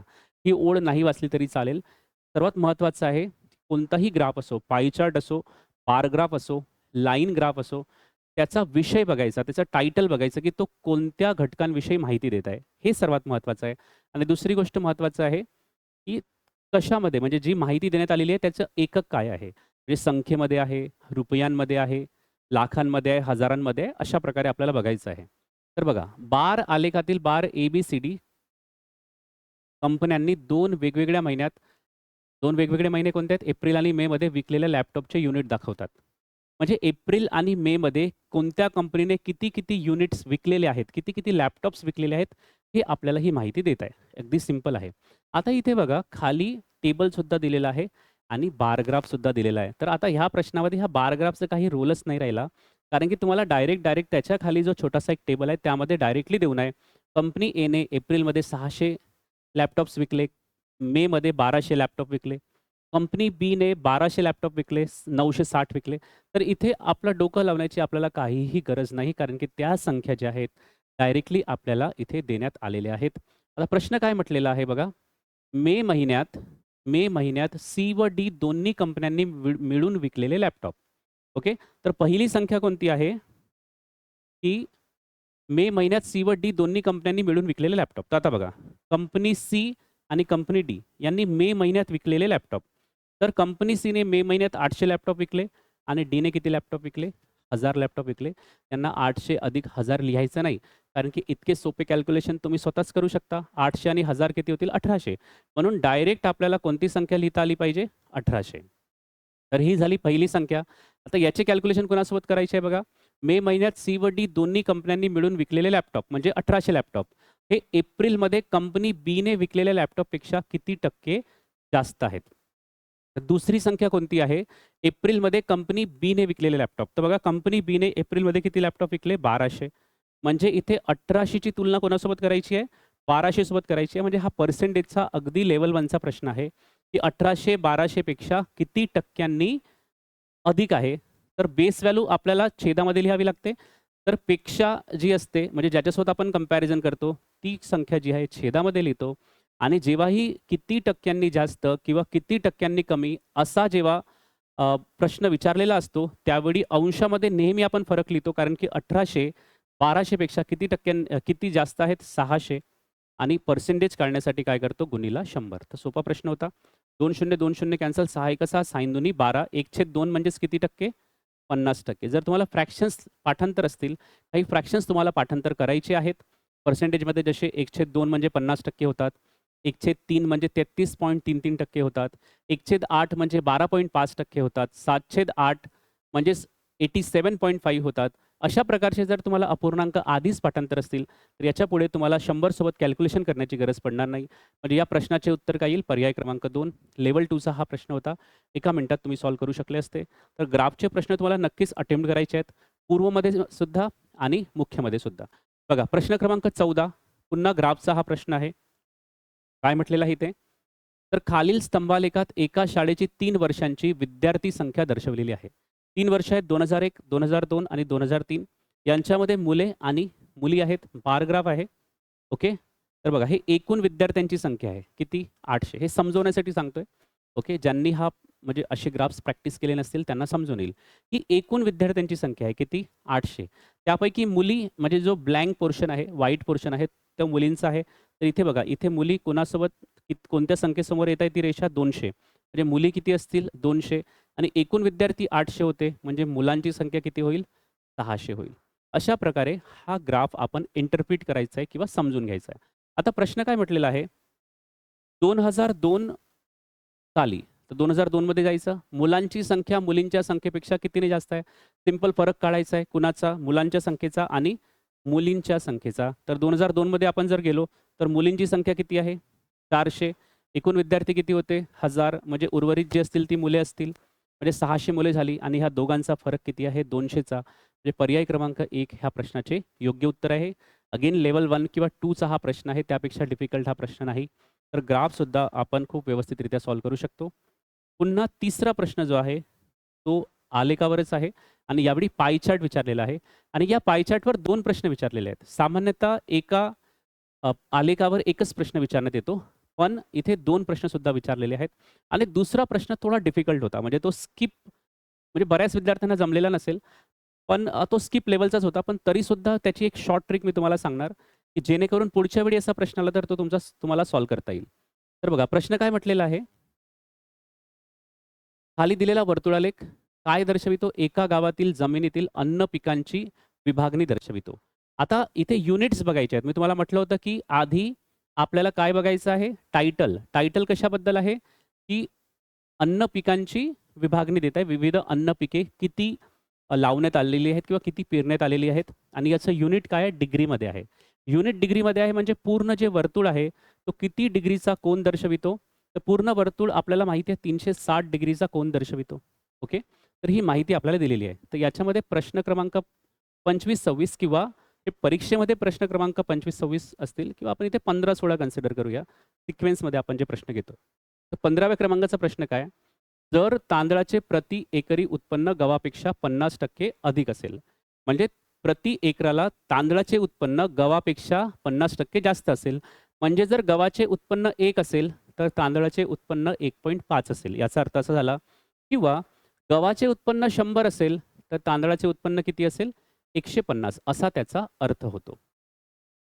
आता एकर किती? तांदळाचे जे क्षेत्रफळ आहे, ते किती एकर आहे? हे आपल्याला माहिती नाही. गव्हाचे क्षेत्रफळ किती एकर आहे? हे सुद्धा आपल्याला माहिती नाही. कारण की इथे जो ग्राफ आहे तो डिग्रीमध्ये दिलेला आहे. तर आपल्याला त्याला एकरमध्ये कन्व्हर्ट करण्याची गरज नाही आहे. कारण की तांदूळसुद्धा डिग्रीमध्ये आहेत, गहूसुद्धा डिग्रीमध्ये आहेत. दोघांना कन्व्हर्ट करण्यासाठी सारख्याच संख्येने मल्टिप्लाय करावं लागेल. त्यामुळे ते कन्व्हर्शनची गरज नाही. सरळ-सरळ तांदूळ 72, गहू 36 एकर अशा प्रकारे आपल्याला ही संख्या गृहीत धरायची आहे. कारण की दोघांचे युनिट्स एकच आहेत त्यामुळे आपण त्यांना कंपेअर करू शकतो. तर आता काय म्हटलेलं आहे प्रश्न, गव्हाचे उत्पन्न हे तांदळाच्या किती टक्के आहे? म्हणजे गव्हाचे उत्पन्न आपल्याला काढावे लागेल आणि तांदळाचे उत्पन्न काढावे लागेल आणि त्यानंतर हा पर्सेंटेजचा प्रश्न सॉल्व्ह करावा लागेल. म्हणजे गव्हाचे उत्पन्न वर येईल, पर्सेंटेजचा हा अगदी सिंपल कॉन्सेप्ट आहे. गव्हाचे उत्पन्न भागीला आपण काय करणार?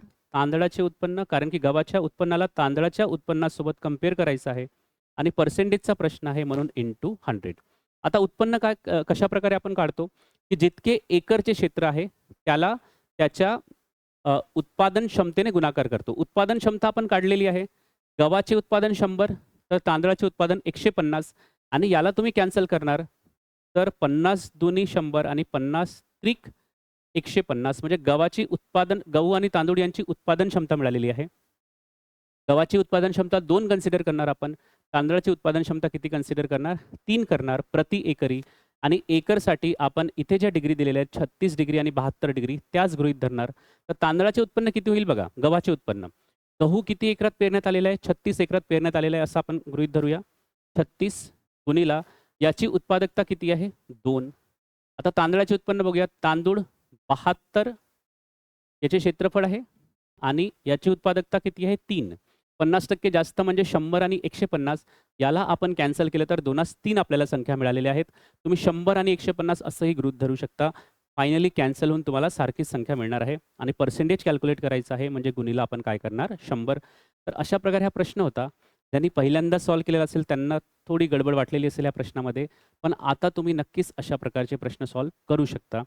तर कॅन्सलेशन करू आपण. 36 एका 36, 36 दुनी 72, 2 आणि 2 कॅन्सल आणि 100ला 3 ने जर तुम्ही भाग दिला तर 33.33 इतके उत्तर मिळणार आहे. म्हणजे आपले ऑप्शन कोणते असणार? पर्याय क्रमांक 4. तर हा प्रश्न सोडवण्यायोग्य होता. पण इथे हे लक्षात ठेवायचं होतं, की विद्यार्थी कन्फ्यूज झाले असतील. प्रति एकरी उत्पन्न म्हणजे उत्पादन क्षमता, तर इथे 100 घ्यायचे, इथे 150. त्यांना कॅन्सल केलं 50 ने तर 3 2 आपल्याला मिळालेलं आहे. आणि क्षेत्रफळ किती घ्यायचे? तर जे डिग्रीमध्ये आहे त्यालाच आपण क्षेत्रफळ गृहीत धरायचे आहे. ओके. तर आय होप की तुम्हाला हा प्रश्न समजलेला असेल. नेक्स्ट प्रश्न जो होता त्याचं लेवल बघा, आपण इथे लेवल 3 म्हटलेलं आहे. कारण की असं नाही आहे की आपण प्रत्येकच प्रश्न परीक्षेमध्ये हँडल करू शकणार. कदाचित नंतर तो प्रश्न आपण सॉल्व्ह करू शकतो, पण त्या टाईम प्रेशरमध्ये किंवा त्यावेळी तो आपल्याला क्लिकसुद्धा झालेला पाहिजे. तर हा लेवल 3चा असा हा प्रश्न होता. तर हा आपण स्किप केला असेल किंवा करू शकत होतो. कारण की प्रत्येकच प्रश्न आपल्याला येईल आवश्यक नाही आहे. 2 ते 3 प्रश्न प्रत्येक परीक्षेमध्ये म्हणजे मुख्य असो किंवा पूर्व असो, आपण एक्स्पेक्ट करू शकतो की 2 ते 3 प्रश्न असे डिफिकल्ट लेव्हलचे येतील. पण रिमेनिंग प्रश्न नक्की आपण कमी वेळामध्ये सॉल्व्ह करू शकतो. आता हा प्रश्न बघा काय म्हटलेला आहे. सेम ग्राफ आहे. जर अन्न पिकांचे एकूण क्षेत्र 5% वाढले. आता एकूण क्षेत्र म्हणजे पूर्ण सर्कल. पूर्ण सर्कल किती डिग्रीला दर्शवितो? 360 डिग्रीला आणि हे क्षेत्र 5% वाढले. किती टक्क्यांनी वाढले? 5%. तर आपण याचा 5% प्लस करायचा आहे. कोणत्याही संख्येचा 10% काढण्यासाठी आपण 1 नंतर डॉट पुट करतो. म्हणजे 360चा 10% किती होणार? 1 नंतर डेसिमल पॉइंट पुट करणार. तर 10% झाले 36. तर 5% त्याचे अर्धे होणार. 5% किती होणार? 18. तर 360 मध्ये 18 प्लस करायचे, म्हणजे आता नवीन क्षेत्र जे तयार झाले ते झाले 378. 378 डिग्रीज आहे. व तांदळाचे उत्पन्न क्षेत्र 12% वाढले. आता तांदूळ किती होते? 72. ते 12% वाढले, तर 72चा तुम्ही 12% काढून प्लस करू शकता. 12 दुनी 24, हातचे 2, 12 साती 84 आणि 2 86 आणि 86 अशा प्रकारे झालेलं आहे. 12% म्हणजे 2 नंतर डॉट पुट करावा लागेल, कारण की डिव्हायडेड बाय 100 असतात. म्हणजे 8.64 डिग्रीने वाढलेला आहे. तर तांदूळ होता 72, त्याच्यामध्ये 8.64 वाढ झालेली आहे 12%. तर शेवटची संख्या कोणती मिळेल? 0.6 आणि 80. म्हणजे आता एकूण क्षेत्र जे 360 डिग्री होते, ते झालेले आहे 378 आणि तांदूळ 72 डिग्री होते, ते झालेले आहे 80.64 डिग्री. ओके. आणि प्रश्न कसा विचारलेला आहे? नवीन वर्तुळालेखात, म्हणजे आता हे चेंज झाल्यानंतर नवीन एक वर्तुळ तयार झालेला असेल. पण मला सांगा, वर्तुळाचे एकूण जो डिग्री आहे तो 360च असणार आहे. ओके. तर नवीन वर्तुळालेखात तांदळाचा कोन किती असेल? तांदळाचा कोन किती असेल म्हणजे तांदळाचा कोन आपल्याला कॅल्क्युलेट करायचा आहे. तर आता कशाप्रकारे हे कॅल्क्युलेशन्स आपण करू शकतो आणि त्यानंतर लगेच मी ट्रिक सांगणार तुम्हाला, की 378 डिग्रीचा नवीन वर्तुळ तयार झाला, म्हणजे तो झाला आता 360 डिग्री. म्हणजे 378 डिग्री कन्व्हर्ट झाले 360 मध्ये, तर 80.64 डिग्री कितीमध्ये कन्व्हर्ट होतील? अशा प्रकारचा हा प्रश्न आहे. डेफिनेटली लेव्हल 3चा प्रश्न आहे. ओके. तुम्ही स्किप केलेला असेल किंवा करणार असेल असा प्रश्न तरी चालेल, नो इश्यूज. पण तुम्ही जर समजत असेल की 360 आता 378 झालेले आहेत, 72 डिग्री 80.64 डिग्री झालेले आहेत, तर 378 नवीन 378चा नवीन वर्तुळ तयार झाला, म्हणजे 360 डिग्री तयार झाले, तर 80.64 डिग्रीचा किती होणार? मग क्रॉस मल्टिप्लिकेशनने आपण करू शकतो. क्वेश्चन मार्क बरोबर 360 गुणिला 80.64 भागीला किती? 378. आणि हा प्रश्न जर तुम्ही सॉल्व्ह केला, तर तुम्हाला उत्तर मिळेल 76.8. कॅन्सलेशन्स मोठे होते. त्यामुळे आपण हा स्किप लेव्हलमध्ये टाकलेला आहे, लेव्हल 3 मध्ये टाकलेला आहे. ओके. आता बघा, हा लेव्हल 1चा प्रश्न कशाप्रकारे तयार होऊ शकतो, जर तुम्ही थोडी रिस्क घेऊ इच्छिता तर. आता कशाप्रकारे हा प्रश्न आपण टार्गेट करू शकतो? With the help of options. With the help of options खूप लवकर हा प्रश्न सॉल्व्ह करता येईल. ओके. आय होप की तुम्ही सॉल्युशन लिहिलेलं असेल. बघा, प्रश्न कसा आहे, की एकूण क्षेत्र 5% वाढले, म्हणजे ते आता 378 झालेले आहे. किती झालेले आहेत? 378. आणि त्याला आपण नवीन वर्तुळामध्ये कन्व्हर्ट केलेलं आहे, म्हणजे 378ला बनवलं आपण 360. तर तांदळाचे क्षेत्र कोणता कोन दर्शवितो? आहे ना? नवीन वर्तुळालेखात तांदळाचा कोन किती असेल? आता सिंपलची गोष्ट आहे. तांदूळ 12% वाढले, तांदळाचे क्षेत्र, आणि एकूण क्षेत्र 5% वाढले. म्हणजे तांदळाचे क्षेत्र थोडे जास्त वाढलेले आहे. म्हणजेच 378 जेव्हा 360 मध्ये कन्व्हर्ट होईल, तर 72 वाढून म्हणजे कोणत्या संख्येच्या जवळ कन्व्हर्ट होऊ शकतो हे आपल्याला कॅल्क्युलेशन्स करायचे आहे किंवा समजून घ्यायचं आहे, की 378 360 मध्ये कन्व्हर्ट झाले, तर 80.64 कितीमध्ये कन्व्हर्ट होऊ शकतील? तर 80.64 पेक्षा जास्त उत्तर तर येणार नाही आहे डिग्रीमध्ये. तर 80च्या वर कोणते ऑप्शन्स आहेत? तिसरा आणि चौथा हे ऑप्शन्स कॅन्सल होणार. कारण की 72ला 12%नी वाढवलं तर आपल्याला 80.64% मिळाले, तर हे तर उत्तर नसेल. 80 पेक्षा थोडे कमी जे आहे ते आपले ऑप्शन पर्याय असेल, आणि तो पर्याय कोणता आहे? पर्याय क्रमांक 1. पण डीप लेव्हलचा हा प्रश्न होता. एम-पी-एस-सीकडून एक्स्पेक्टेड नव्हता असा प्रश्न विचारला जाईल. पण ठीक आहे, विचारण्यात आलेला आहे, तर ऑब्व्हियस आहे की 1-2 प्रश्न तर तुम्हाला असे मिळतीलच. ओके. नेक्स्ट प्रश्न बघूया. प्रश्न क्रमांक 17. आगगाडीचा हा प्रश्न आहे किंवा टाईम, स्पीड, डिस्टन्सचा हा प्रश्न आहे. वेग, वेळ, अंतर. आणि एक एम-पी-एस-सीच्या विद्यार्थ्यांना रिक्वेस्ट आहे, की वेळ, वेग, अंतर आणि वेळ व कार्य किंवा वेळ व काम हे दोन्ही वेगवेगळे घटक आहेत. त्यामुळे ह्या दोन्ही घटकांना मिक्स करू नका. तुमच्या एम-पी-एस-सीच्या पुस्तकांमध्ये आजही ते घटक एकाच याच्यामध्ये देण्यात येतात, एकाच टॉपिकमध्ये देण्यात येतात. वेळ, वेग आणि काम. त्यापासून थोडंसं स्वतःला दूर करा आणि व्यवस्थितरित्या त्याचे सेग्रिगेशन करा टॉपिक्सचे. बघा काय म्हटलेलं आहे, जर एक गाडी नेहमीच्या तिच्या ताशी 80 किमी वेगाऐवजी ताशी 100 किमी वेगाने धावल्यास, म्हणजे एक आगगाडी जी आहे ती 80 किलोमीटर प्रति तास, म्हणजे एका तासात 80 किलोमीटरचा प्रवास करते. आता त्या वेगाने न जाता ती आगगाडी एका तासात 100 किलोमीटर धावत आहे. तर ऑब्व्हियस गोष्ट आहे की वेळ कमी लागणार आहे अंतर कव्हर करायला, कारण की स्पीड वाढलेली आहे. तर ती निर्धारित ठिकाणी 36 मिनिटे लवकर पोहोचते. म्हणजे आधीच पोहोचत आहे ओके. लवकर किंवा उशिरा, कमी किंवा जास्त, वाढ किंवा घट असे शब्द जेव्हा येतात त्याचा अर्थ होतो फरक. ओके. कमी किंवा जास्त, उशिरा किंवा लवकर अशा प्रकारचे जेव्हा प्रश्न येतील त्याचा अर्थ काय होतो? फरक. तर मिनिटे लवकर पोहोचते म्हणजे दोन्ही वेळांमध्ये जे सुरुवातीला जितका वेळ लागत होता आणि नंतर जितका वेळ लागतोय त्यांच्यामध्ये कितीचा फरक आहे?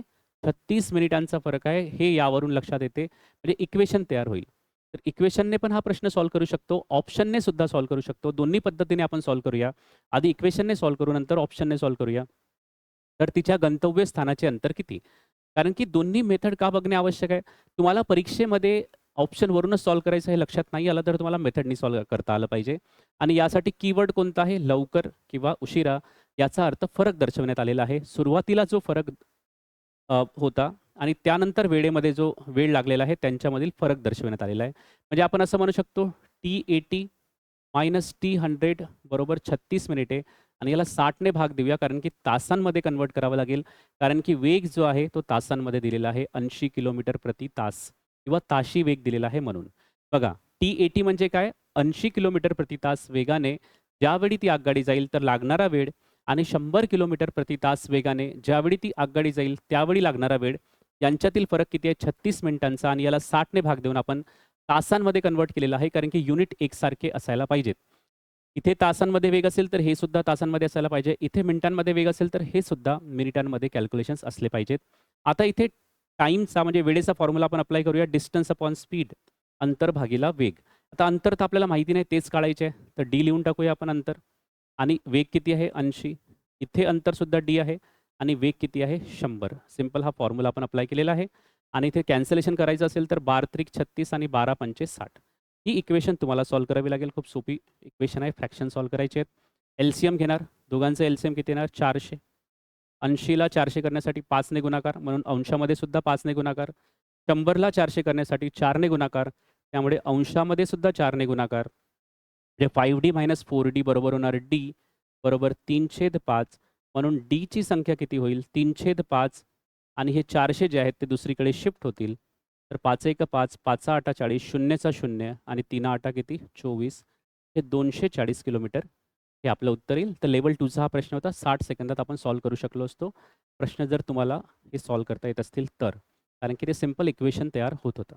तर नेहमी लक्षात ठेवायचं लवकर किंवा उशिरा तर फरक दर्शवण्यात येईल. म्हणजे T1 - T2 बरोबर 36 इथे झालेलं होतं. आता ऑप्शनमधून कशाप्रकारे आपण जाऊ शकतो? तर आपल्याला माहिती आहे की सुरुवातीला वेग किती होता? 80 होता. नंतर झालेला आहे 100 आणि आपल्याला अंतर विचारलेलं आहे तर ऑप्शनमधून आपण अंतर कन्सिडर करूया. इथे आहे 240, इथे आहे 260, 250, 300. जर मला संख्या गृहीत धरायची असेल कोणतेही ऑप्शन तर मी एकतर 240 किंवा 300 ने सुरुवात करणार. कारण की 80 ने 240ला भाग जातो. 100 ने 300ला भाग जातो. 250 आणि 260 ह्या रेग्युलर संख्या नाही आहेत. 80 आणि 100 ने भाग देणार आहे. त्यामुळे आपण सुरुवात करूया अशा ऑप्शननी ज्याला 80 ने भाग जातो किंवा 100 ने भाग जातो. तर चला पहिलं ऑप्शन गृहीत धरून बघूया. समजा अंतर 240 किलोमीटर आहे. तर पहिला वेळ किती लागेल? 80 किलोमीटर प्रति तास वेगाने 3 तास लागतील. 8 त्रिक 24 म्हणजे पहिला वेग झाला 3 पहिला वेळ झाला 3 तास. आता समजा जर वेग 100 किलोमीटर प्रति तास असेल तर वेळ किती लागणार? तर वेळेचा फॉर्म्युला काय आहे? अंतर भागीला वेग म्हणजे 240 भागीला 100. 0 0 कॅन्सल. 10 दुने 20 आणि 4/10 इतके तास लागले. त्याला मिनिटांमध्ये कन्व्हर्ट करूया. 2 तास पूर्ण आहेत आणि हे जे पूर्ण तास नाही आहे त्याला मिनिटांमध्ये कन्व्हर्ट करूया. तासाला मिनिटांमध्ये कन्व्हर्ट करण्यासाठी 60 ने गुणाकार करावा लागतो. तर 0 0 कॅन्सल म्हणजे 2 तास 6 चौ 24. 24 मिनिटांचा वेळ लागला. म्हणजे पहिले 3 तास लागत होते. आता किती तास लागले? 2 तास 24 मिनिटे लागली. म्हणजे किती वेळ कमी लागलेला आहे? 36 मिनिटांचा वेळ कमी लागलेला आहे आणि प्रश्नामध्ये सुद्धा 36च मिनिटे होती. त्यामुळे ऑप्शन क्रमांक 1 ह्या प्रश्नाचे योग्य उत्तर असेल. तर तुम्ही ऑप्शनने पण हा प्रश्न सॉल्व्ह करू शकले असते आणि सुरुवातीला हे 2 ऑप्शन आपण आधी चेक करायचे होते. कारण की 80 किंवा 100 ने हे भाग जाणारे ऑप्शन्स आहेत. ओके. त्यानंतर 18 क्रमांकाचा प्रश्न पुन्हा ट्रेन या घटकावर आहे किंवा वेग, वेळ, अंतर या घटकावर आहे. 2 कार एकाच दिशेने 80 किलोमीटर व 70 किलोमीटर प्रति तास वेगाने जात आहेत. ओके. म्हणजे एकाच दिशेने जात आहेत. एक 80 किलोमीटर प्रति तास वेगाने आणि एक 70 किलोमीटर प्रति तास वेगाने. टाईम स्पीड डिस्टन्स म्हणजे वेग, वेळ, अंतर हा चॅप्टर तुम्ही कव्हर केलेला असेल, तर एकाच दिशेने जात आहेत, तर तुम्हाला लगेच लक्षात येईल, की एका तासात 80 किलोमीटर जाते, एका तासात 70 किलोमीटर जाते. म्हणजे एका तासात त्यांच्यामधील अंतर किती किलोमीटरचे असते? 10 किलोमीटरचे अंतर येणार. कारण की एक 80 किलोमीटर जाणार, एक 70 किलोमीटर जाणार. तर त्यांच्यामधील अंतर किती आले? 10 किलोमीटरचा गॅप आला त्यांच्यामध्ये. ओके. आता पुढे काय म्हणण्यात आलेलं आहे, किती वेळानंतर त्या 2 कार एकमेकांपासून 60 किमी अंतरावर असतील. त्यांच्यामधील अंतर 60 किमीचे असेल. तर तुम्हाला कन्सेप्ट माहिती आहे, की 10 किलोमीटरचा फरक पडला एका तासामध्ये, तर 60 किलोमीटरचा फरक पडण्यासाठी किती वेळ लागेल? तर सिंपल आहे 6 तास लागतील. कारण की एका तासामध्ये 10 किलोमीटरची लीड, तर 7 किलोमीटर लीड घेतलेली आहे पहिल्या कारने. तर 6 तास उत्तर येईल. म्हणजे तोंडी हा प्रश्न तुम्ही सॉल्व्ह करू शकले असते आणि मेथडने जर सॉल्व्ह करायचं आहे, वेळ काढायचा आहे, तर अंतर भागीला वेळ, अंतर किती आहे 60 आणि वेग किती होणार? ज्यावेळी कार किंवा ट्रेन एकाच दिशेने जातात, तर त्यांच्या वेगांची वजाबाकी केली जाते. सापेक्ष वेग ज्याला आपण म्हणतो. तर दोन्हीची वजाबाकी किती येणार? 10. तर अशा प्रकारे सुद्धा 6 तास तुम्ही उत्तर कॅल्क्युलेट करू शकले असते. थोडं कॉन्सेप्च्युअली अभ्यास करा, म्हणजे तुम्हाला काही त्रास जाणार नाही पूर्वमध्ये आणि मुख्यमध्ये सुद्धा. शॉर्टकटच्या मागे जाणार तुम्ही, तर ते वेळेवर लक्षात येणार नाही आणि प्रत्येक प्रश्नाचे शॉर्टकट नसतात. त्यामुळे एक बेस्ट वेज असतात प्रश्न सॉल्व्ह करण्याचे, ते तुम्हाला शिकायचे आहेत. तर हा लेव्हल 1चा प्रश्न होता. तुम्ही 30 सेकंदात हा प्रश्न सॉल्व्ह करू शकले असते. ओके. प्रश्न क्रमांक 19. बघा, 2 संख्यांचे मसावी आणि लसावी अनुक्रमे 24 आणि 168 आहे. बघा, लसावी आणि मसावी दिलेला आहे.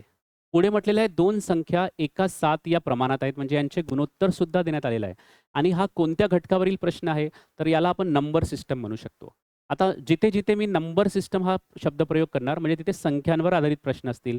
मग ते एस-सी-एमचे असू शकतात, एल-सी-एमचे असू शकतात, बेरजेचे असू शकतात. म्हणजे जे कोणत्याही घटकांमध्ये मोडता येत नाही, ज्याच्यामध्ये कॅल्क्युलेशन्स आपल्याला करावे लागतात, ते आपण नंबर सिस्टममध्ये त्यांना लिहिणार किंवा विविध प्रश्नांमध्ये लिहिणार.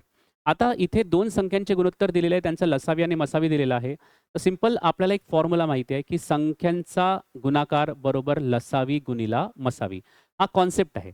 या कॉन्सेप्टनी सुद्धा सांगणार आणि मग एक छोटीशी ट्रिक गुणोत्तरामध्ये ज्या प्रश्नांमध्ये आपण यूज करू शकतो, त्या थ्रू तर तुम्ही 30 सेकंदाच्या आतच हा प्रश्न सॉल्व्ह करू शकता. पण आधी मेथड सांगतो, त्यानंतर ट्रिक सांगतो.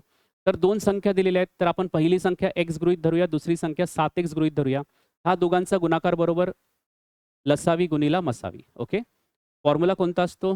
संख्या 1 गुणिला संख्या 2 बरोबर मसावी गुणिला लसावी. हा फॉर्म्युला असतो. तुम्ही नोट डाउन करू शकता.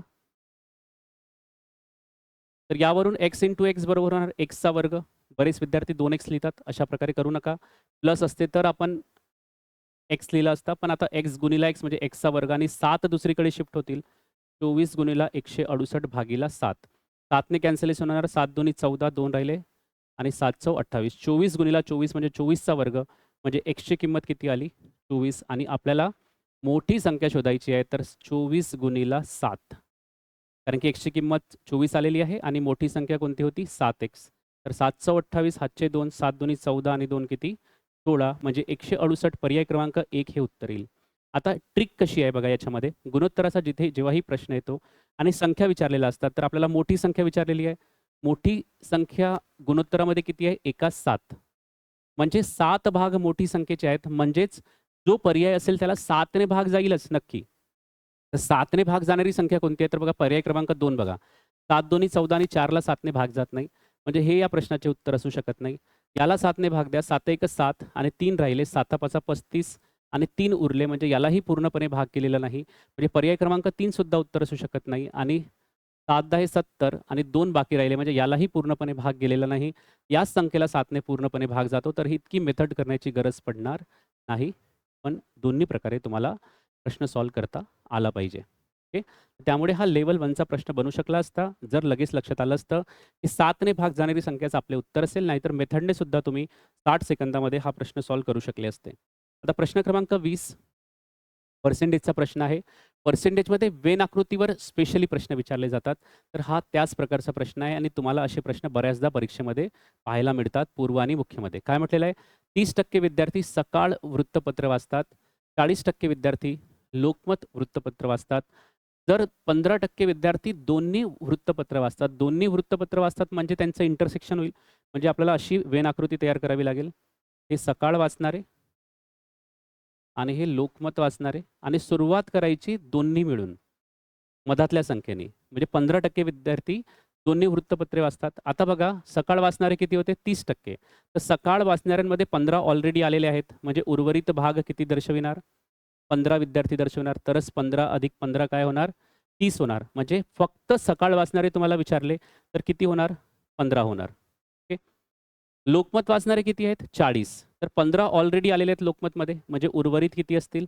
25. म्हणजे 25 विद्यार्थी फक्त लोकमत वाचत असतील. एकच पेपर.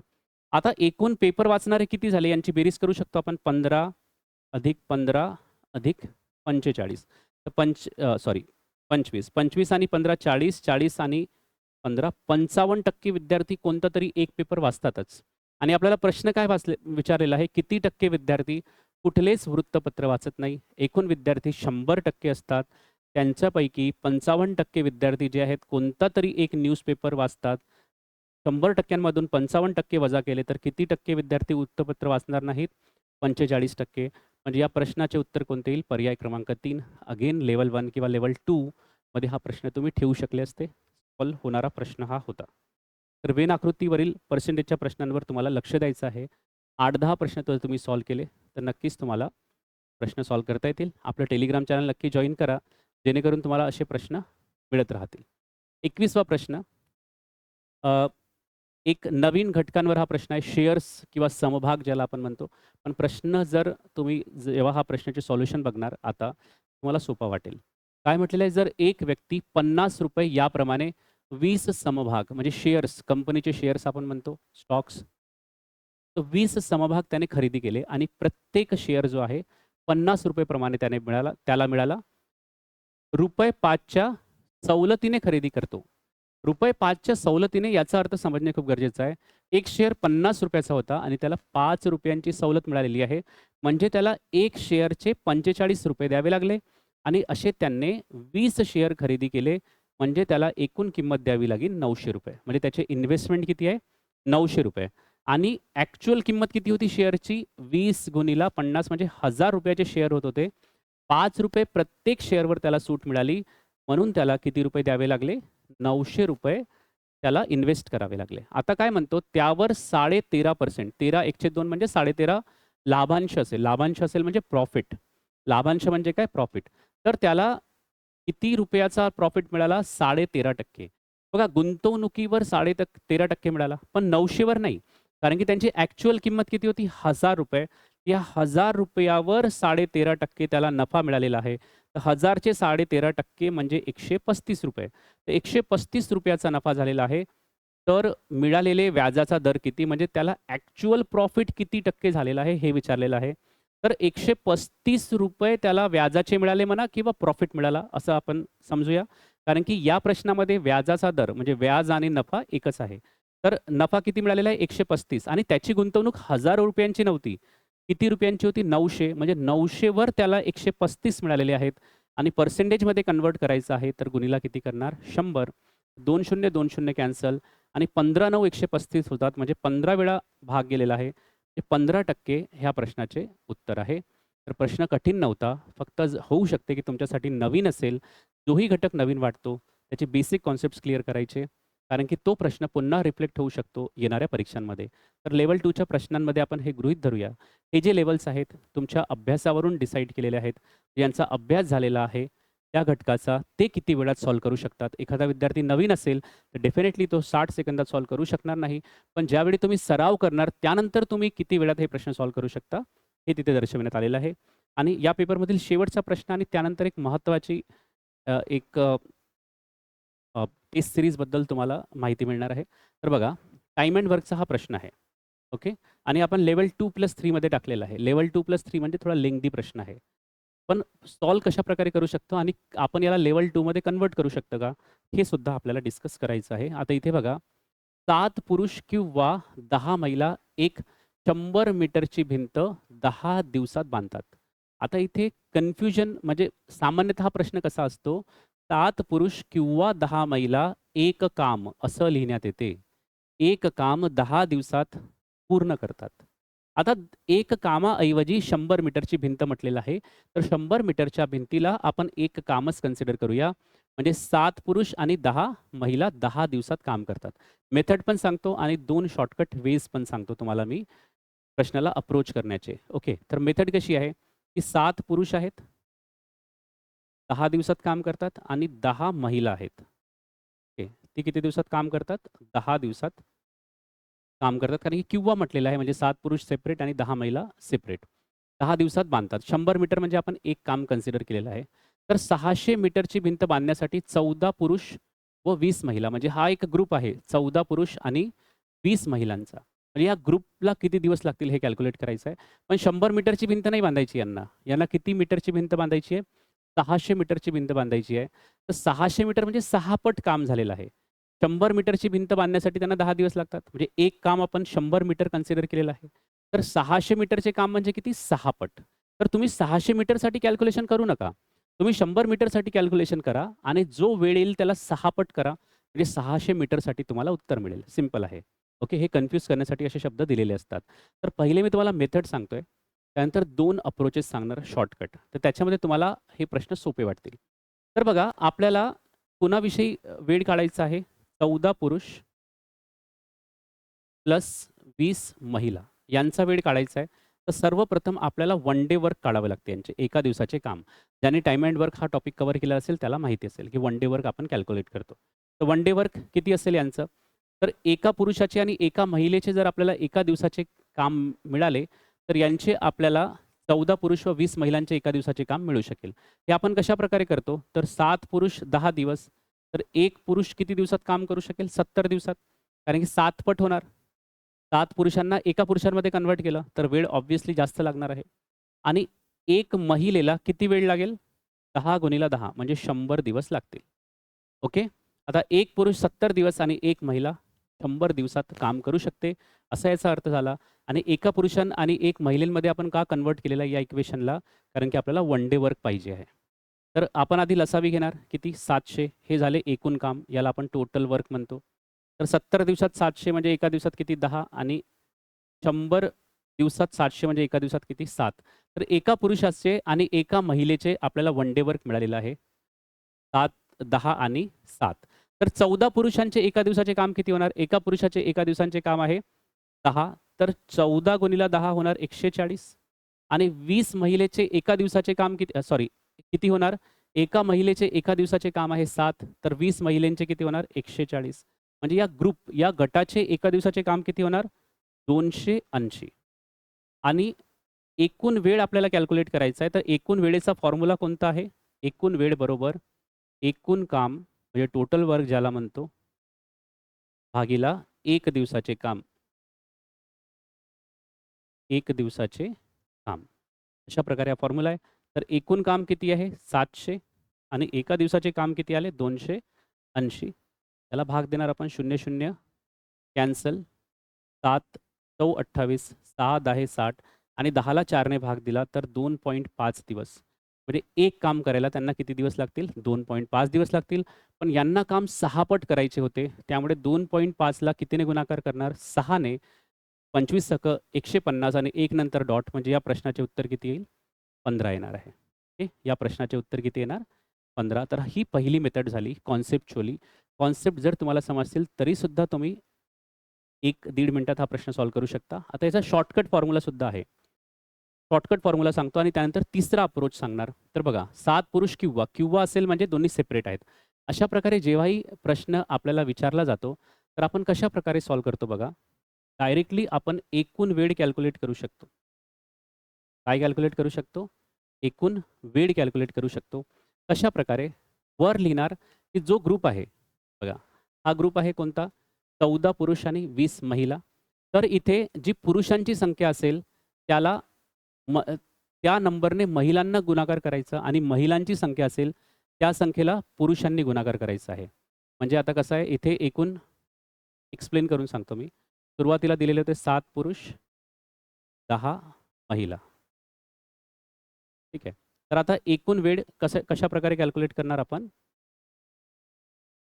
तर इथे आपण करणार की पुरुषांच्या संख्येला मी एम लिहितो, महिलांच्या संख्येला एफ लिहितो, म्हणजे मेल आणि फिमेल. नंबर ऑफ मेल आणि नंबर ऑफ फिमेल. तर इथे एम गुणिला एफ गुणिला दिलेली वेळ, हे लिहिणार आपण दिलेली वेळ, असा फॉर्म्युला अप्लाय करणार. सुरुवातीला फॉर्म्युला समजण्यासाठी थोडी डिफिकल्टी जाऊ शकते तुम्हाला. एकूण वेळ बरोबर काय लिहायचं आपण? पुरुषांची संख्या जी सुरुवातीच्या वाक्यामध्ये होती. पुरुषांची संख्या, महिलांची संख्या आणि त्यांना दिलेला वेळ. म्हणजेच किती? पुरुषांची संख्या किती आहे? 7. महिलांची संख्या किती आहे? 10 आणि त्यांना लागणारा वेळ किती आहे? 10. हा अंश तयार होणार आणि छेदामध्ये काय लिहायचं, की ज्यांचा एकूण वेळ काढायचा आहे, ते कोण आहेत? 14 पुरुष प्लस 20 महिला. आता यांना काय करायचं बघा, पुरुषांच्या संख्येला महिलांच्या संख्येने गुणाकार करायचा. महिलांची संख्या किती होती सुरुवातीला? म्हणजे एफने गुणाकार करायचा आणि महिलांच्या संख्येला एमने गुणाकार करायचा. म्हणजे किती होणार? 14 गुणिला 10 अधिक 20 गुणिला 7. हा डायरेक्ट फॉर्म्युला आहे.